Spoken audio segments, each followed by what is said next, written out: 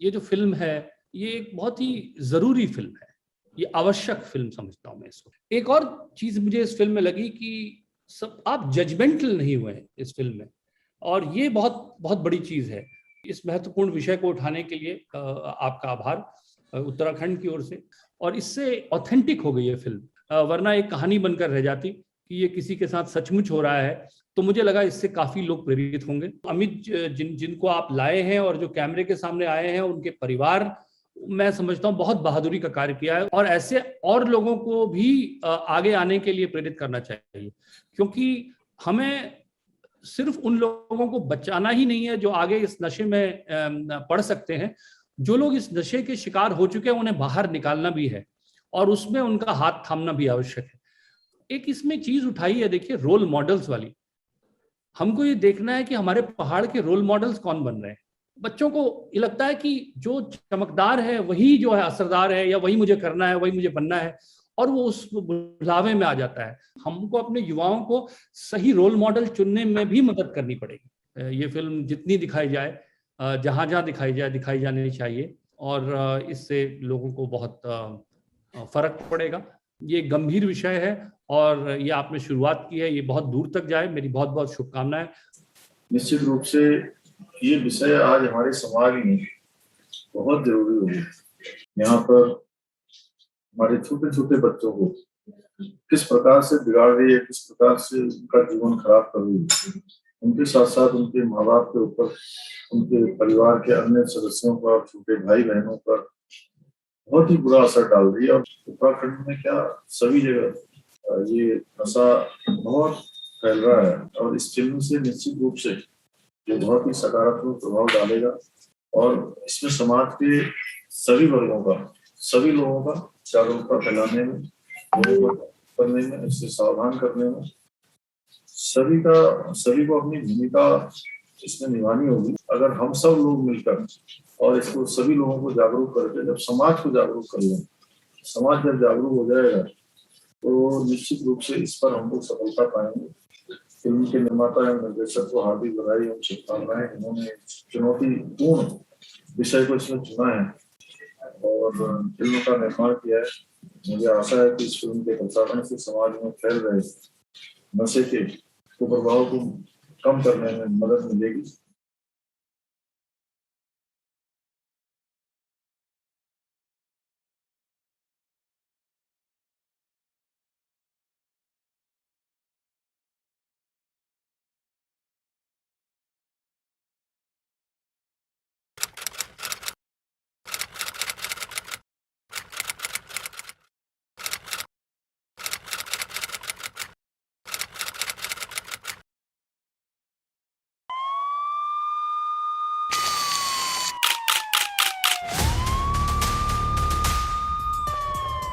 एक अमित ढेक था और उसके साथ 2 और लड़के थे। तीनों ही लड़के जब हमने पकड़े तो इनके पास हमें स्मैक बरामद हुई। छोटा सा टुकड़ा था, इतना छोटा टुकड़ा था। इनका ये कहना था कि सर हम ये पूरी संगत में पढ़ के जो है इसको पीना सीख गए हैं। इतना टुकड़ा निकला तो पुलिस वालों ने हमें जेल में बंद कर दिया।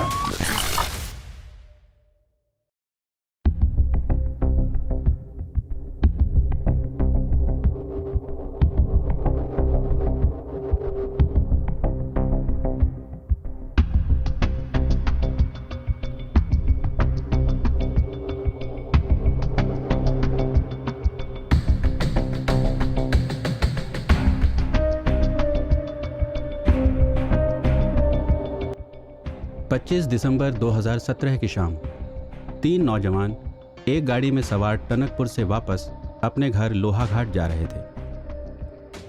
उन्हें यह अंदाज़ा बिल्कुल भी नहीं था कि उनका सफ़र चल्थी में एक पुलिस की नाकाबंदी पर रुकने वाला था। उत्तराखंड पुलिस नशीले व गैर कानूनी पदार्थों का व्यापार रोकने की मुहिम के तहत अपनी रूटीन जांच कर रही थी, और ऐसे ही कुछ पदार्थ बरामद हुए इन नौजवानों के पास। उनमें से ऐसा एक भटका हुआ नौजवान था, अमित ढेक। चौकी चल्थी करके एक रिपोर्टिंग चौकी है, यहाँ पर मैं चौकी इंचार्ज था। एक दिन हम लोग रैंडम चेकिंग कर रहे थे तो चौकी चल्थी बैरियर पे हमको 3 लड़के थे, एक अमित ढेक था और उसके साथ 2 और लड़के थे। ये लोहाघाट क्षेत्र के रहने वाले थे और तीनों ही लड़के जब हमने पकड़े तो इनके पास हमें स्मैक बरामद हुई। इनका ये कहना था कि सर हम ये पूरी संगत में पढ़ के जो है इसको पीना सीख गए हैं, तो इसी लत की वजह से हम ये स्मैक ले जा रहे थे।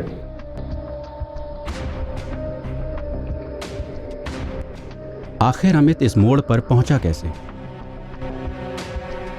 क्या यह कहानी उसकी गिरफ्तारी पर ही खत्म होती है? दरअसल अमित ढेक अपनी पीढ़ी के ऐसे कई नौजवानों में से एक है जो विगत कुछ सालों से अपनी राह से भटक गया था, नशाखोरी की लत के घने जंगल में खो गया था। पर हर कहानी की तरह अमित की दास्तां भी एक सुनहरे कल की तलाश से शुरू होती है। नशा तो सर 2011 से स्टार्ट हुआ, जब मैं लोहाघाट मार्केट में, जब लोहाघाट कॉलेज करता था, 11th में पढ़ता था, तो वही माहौल रहता था। लोहाघाट इधर उधर के लोग आते थे तो दोस्त लोग सिगरेट वगैरह पिला दिया करते थे। हम दोनों के बीच के जो संबंध है मानो जो है जैसे पेड़ और पत्तों का रहता है, इसी तरह से रहा होगा। और जो है हम बचपन से ही एक साथ रहे हैं, एक साथ। एक्चुअली में ऐसा रहता नहीं था कि हम लोग कक्षा 8 में पढ़ाई कर रहे थे तो हम लगातार रात को भी हम लोग साथ में सोते थे। कक्षा 8 में, कक्षा 9 में, कक्षा 10 में हम लोग केवल दिन के टाइम स्कूल में साथ रहते थे। और उसके बाद जब हम घर आते थे फिर हम ट्यूशन पढ़ते थे, हम ट्यूशन भी एक साथ पढ़ते थे। जो कोई भी चीज़ यदि टीचर के द्वारा एक बार बता दी जाती थी, हम लोगों को कहीं ना कहीं रिवीजन करने की ज़रूरत पड़ती थी। अगर तो अमित का रिस्पॉन्स जो वहाँ पर डायरेक्टली रहता था, जैसा उन्होंने पढ़ाया है उसको लेके उसका जवाब करेक्ट रहता था। और जो है उसकी जो IQ लेवल थी वो बहुत ही जो है एक्सीलेंट थी। इसकी खेल में थोड़ा रुचि थी, फुटबॉल में। जो है हमारी टीम में ये जो है एक डिफेंडर के रूप में हमारी टीम में खेलता था। हम साथ स्कूल जाते थे, खेलते थे, कूदते थे, जहाँ भी जाते थे सब बातें शेयर करते थे एक साथ। हम जब स्कूल से आते थे, बहुत सारे स्कूल के स्टूडेंट ऐसे होते थे कि मैं सबसे छोटा सा बच्चा था, मुझे कोई स्कूल से वो भाग के आते थे और मुझे छोड़ आते थे।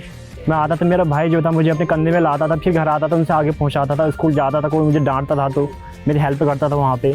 बचपन में तो बहुत बढ़िया था, तीनों भाई से बहुत अच्छा था ये।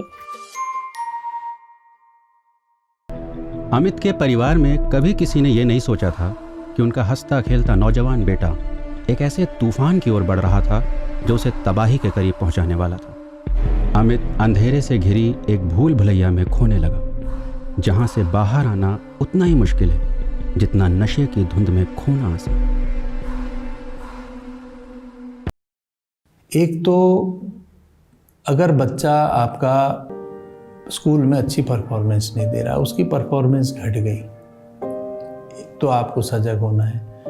दूसरा, माँ बाप जो है बच्चे को एक पॉकेट मनी देते हैं, उसकी पॉकेट मनी की डिमांड बढ़ रही है तो उस पर ध्यान देना है। तो अगर बच्चा समय पर स्कूल से घर नहीं आ रहा है तो इस पर ध्यान देना है। अभिभावकों को चाहिए कि वो अपने स्कूल टीचर्स को भी इस बात से बताएं कि वो बच्चा समय पर नहीं आ पा रहा है, या घर पे आ भी रहा है तो वो अपने कमरे में बंद हो जा रहा है, माँ बाप के साथ इंटरेक्शंस नहीं कर रहा है, सामाजिक लाइफ उसकी खेलने के लिए नहीं जा रहा है। तो इस तरह के अगर सिम्टम्स उसमें होते हैं तो ये तो बहुत ही सजग रहने वाली बात है। जो नशा साधारण सिगरेट या तंबाकू के सेवन से शुरू होता है, वही नशा देखते ही देखते और हानिकारक पदार्थों की प्यास में बदल सकता है। जब से कॉलेज छोड़ दिया था तो उसके बाद नशा स्टार्ट कर दिया था। पहली बार सब लोगों को देखते थे, ये क्यों कर रहे हैं, इतना एंजॉय ले रहे हैं, मजे ले रहे हैं मतलब, तो उनको देखते देखते धीरे धीरे हमने भी स्टार्ट कर दिया। फर्स्ट टाइम पिया तो पहले खांसी आने लगी, फिर धीरे धीरे हैबिट बढ़ी तो फिर आदत ही हो गई। यही है सिगरेट का मतलब ये था कि पियो धुआं उड़ाओ, बस पियो धुआं उड़ाओ। धीरे धीरे वो नशे में बदल गई, एडिक्ट टाइप में हो गई। एडोलेसेंट एज आती है, जब हम इस उम्र में होते हैं, 15, 16, 18 साल की उम्र में होते हैं, तो हम भी देखते हैं कि हमारा रोल मॉडल कौन होता है। हम किसी को भी, कोई ऐसी हस्ती हो सकती है या टीवी में जिन लोगों को दिखाया जाता है उन्हें अपना रोल मॉडल मान लेते हैं। अगर वो नशे का सेवन कर रहे हैं तो बच्चा उनसे भी सीखता है। ड्रग्स तो मैं देहरादून गया हुआ था तो वहाँ कुछ हमारे दोस्त थे, वो लोग करते थे, तो वहाँ धीरे धीरे 2 लाइन करी, 3 लाइन करी, उसमें फिर वहाँ से फिर घर आए तो लोहाघाट में नशा अवेलेबल था। हमने कहा एक दिन चलो खरीद लेते हैं, पी लेते हैं। लोहाघाट जाने वाला हुआ, वहाँ से रात को आने वाला हुआ, फिर नशे में, फिर खाना भी नहीं खाया करता था। अमित है, अमित अमित अमित उठ, खा लूंगा मैं, रख दे। ले फिर खा ले, खा लूंगा, खा जल्दी खाना है। पर मम्मी खाना लाती थी तो खाना खाते खाते मतलब नीचे प्लेट होती थी तो खाना खाते खाते मतलब उधर ही पे उसी खाने के ऊपर मैं सो जाता था। जब पैसे मांगता था तो लड़ाई झगड़ाई, सुबह उठ के मम्मी पैसे दे दे, पैसे इतने देगी, कम दूंगी तो इतने पैसे नहीं चाहिए, तोड़ फोड़ कर देगा। पैसे दे दो मुझे, काहे के लिए चाहिए मुझे, काहे के लिए चाहिए? किताब लानी है मुझे। अरे कल तो दिए थे। अरे चाहिए मुझे, अरे स्कूल जाना है मुझे, पता अरे नहीं है, अरे है तो क्या है? हाँ फोड़ के दिखाना। सो खरीदने के लिए सर एडिक्ट हो गए थे। धीरे धीरे हमने नशा करा और घर से जैसे स्कूल की फीस हो गई, कॉलेज की ट्यूशन की हो गई, तो उससे हम क्वांटी करके दोस्त लोग इकट्ठा करके सब लोग मंगा लेते थे। कभी कहीं जुआ होता था वहाँ जाते थे तो वो लोग जुआ खेलते थे तो हम लोग वहाँ से उनके खाल से उठा के अपनी फीस भरते देते और वहाँ से भाग जाते थे। चोरी करना नशे के लिए तो कोई भी इंसान चोरी करने वाला हो। जब अमित कॉलेज लाइफ में पहुंच चुका था और तब तक जो है ये नशे की पूरी तरह से गिरफ्त में आ चुका था। एक चीज़ जो है गलत सुनने को मिली कि अमित जो है अलग अलग प्रकार के नशे कर रहा है, जो है गोलियां ले रहा है नशे की, जो इंजेक्शन ले रहा है। फिर वो इधर उधर जो हमारे यहाँ की बड़ी बड़ी सिटीज़ हैं, देहरादून है और हल्द्वानी है, इस तरह के शहरों में भी वो घूमने लग गया। 25 दिसंबर क्रिसमस डे के दिन हम जा रहे थे यहाँ से टनकपुर से हमारे 2 दोस्त मिले। 2 दोस्तों ने कहा कि चलो यार आज ये कर लेते हैं। क्रिसमस डे के दिन एंजॉय करा तो वहाँ से घर को आने लगे तो आधे रास्ते में चलती गेट में वो मतलब उनकी चेकिंग हुई, मेरी भी चेकिंग हुई। हमारे जेब से इतना टुकड़ा निकला तो पुलिस वालों ने हमें जेल में बंद कर दिया। जेल में बंद करा, फिर 14 दिन की रिमांड में जेल के अंदर थे हम लोग। जो शख्स अपने भाई की हिफाजत के लिए किसी का भी सामना करने के लिए तैयार था, वही अमित आज नशाखोरी के कारण जेल की सलाखों के पीछे हताश, आत्मग्लानि से ओतप्रोत, लॉकअप के अंधेरे में सुबकता हुआ पहली बार अपने हालात के बारे में सोचने लगा। रात भर सोच में थी, बच्चों से कहने वाली हुई, वो लड़का ऐसा हो गया वैसा हो गया, आप क्या करेंगे करके।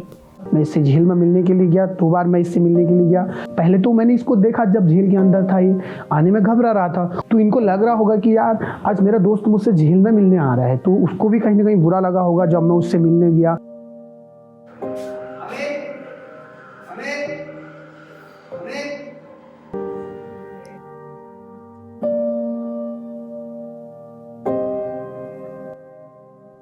जेल से छूटने के बाद अमित के लिए नशे के जंजाल से निकलने का सफर शुरू हुआ।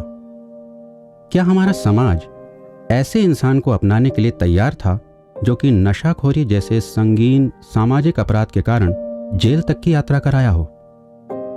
जब बच्चा अपने मन से नशा छोड़ना चाहता है तो पेरेंट्स या सोसाइटी क्या करती है कि शुरुआत में उसे डांट तो देती है, तुम नशा करते हो, तुम गलत हो, ये तो सब बोल देते हैं। लेकिन अगर बच्चा उससे उभर के बाहर निकलना चाहता है, अपनी बात रखता है कि मुझे ये दिक्कत हो रही है, मैं छोड़ना चाहता हूँ, तो उसे मतलब डांटने की जगह उसको उसके काम की सराहना करनी चाहिए कि हाँ ठीक है, तुम्हें लेकर जाएंगे, ठीक है। उसे काउंसलर्स वगैरह के पास सिर्फ इलाज दवाइयाँ ही नहीं, बहुत सारे ऐसे साइकोलॉजिकल भी काफ़ी कुछ आप पेशेंट को जो है वो मोटिवेट कर सकते हो।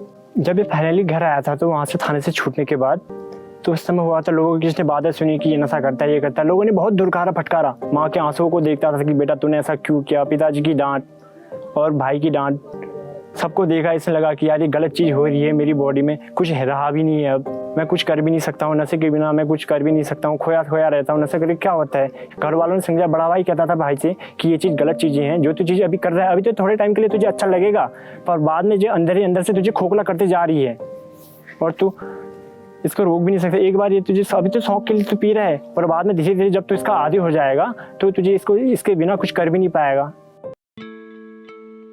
इन हालात में अमित का निराश होना स्वाभाविक ही था, पर शायद अमित को अब यह भी एहसास होने लगा कि उसका परिवार, उसके दोस्त, उसके शुभचिंतक अब उसे वापस नशे की गर्त में गिरने नहीं देंगे।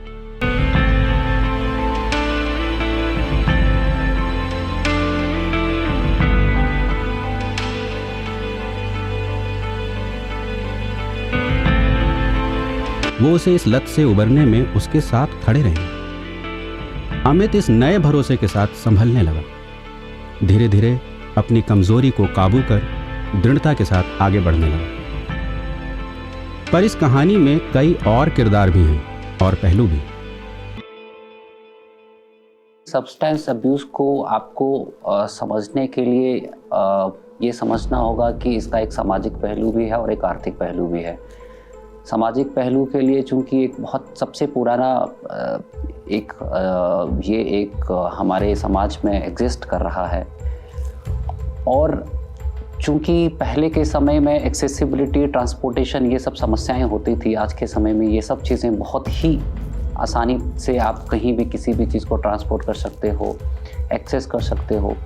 इस कारण से ये चीज़ें इतनी आसानी से उपलब्ध हो रही हैं। कहीं ना कहीं पे जो ये नशे के सौदागर हैं, माफिया हैं, ये कहीं ना कहीं अब जो है युवा पीढ़ी के साथ साथ बच्चों को भी यूज़ करने लगे हैं। नशाखोरी का गोरख धंधा चलाने वाले लोगों की नज़र सिर्फ मुनाफे पर ही होती है।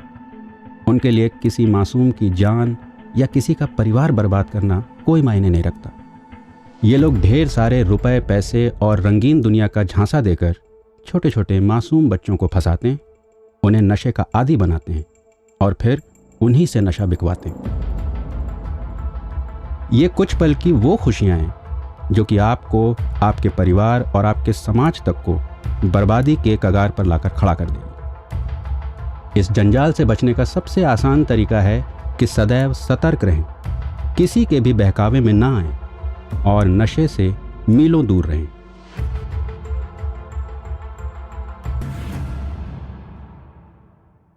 अभी तो ये कहीं नहीं जाता है, एक सुरई लोगों के साथ जाता है, जहाँ भी जाता है खाना 3 टाइम खा लेता है। अभी पहले खाने वाला भी नहीं हुआ, जब से ठीक हुआ तो टाइम पर आ जाता है। शाम को भी जल्दी आ जाता है, दिन में भी, दोपहर में भी आ जाता है कभी।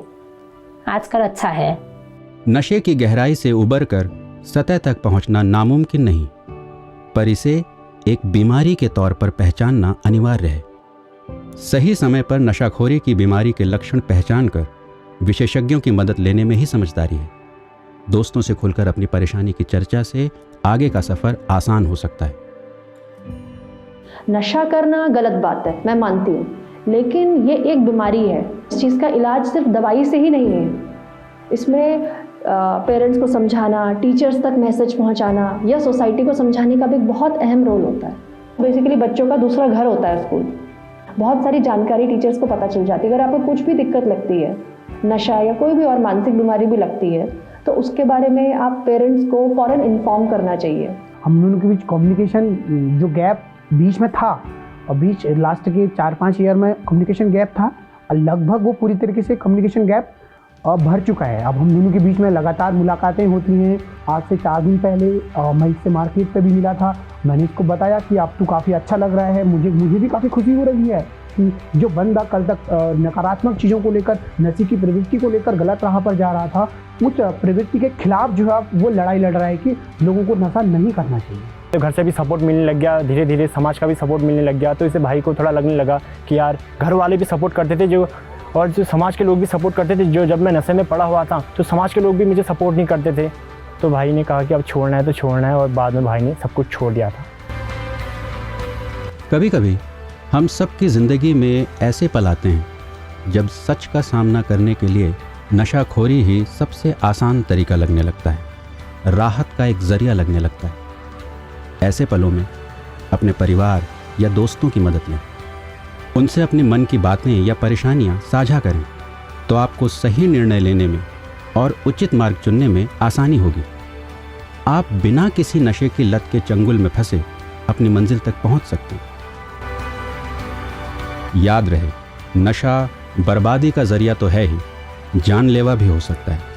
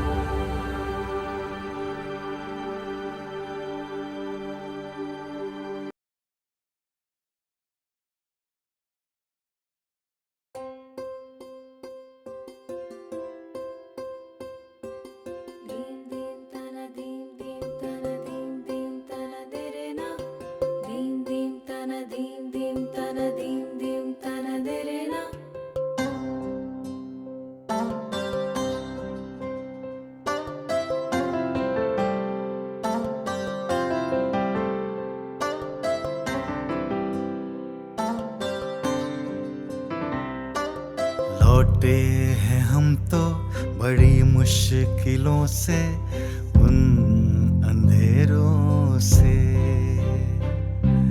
लौटे हैं हम तो बड़ी मुश्किलों से उन अंधेरों से।